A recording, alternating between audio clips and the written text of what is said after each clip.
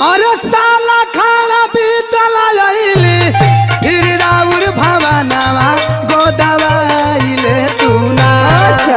गोदवाइले तू ना राजऊ के नाम के गोदनवा गोदवाइले तू ना।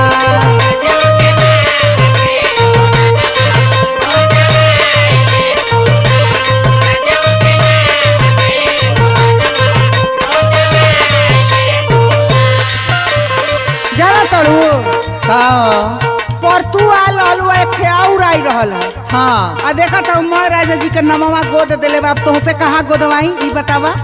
अरे तो सुना बोला। एगो बात पूछी बताइबू ना। हाँ हाँ हाँ बताई। अच्छा ये बताओ हम आवे से पहले नैहर में तहार के रहल कि ना। झूठ मत बोली है। देखो फालतू बात तो बोती है हम। अरे बतावा ना एगो राज वाली लाज बात। लगत है अगले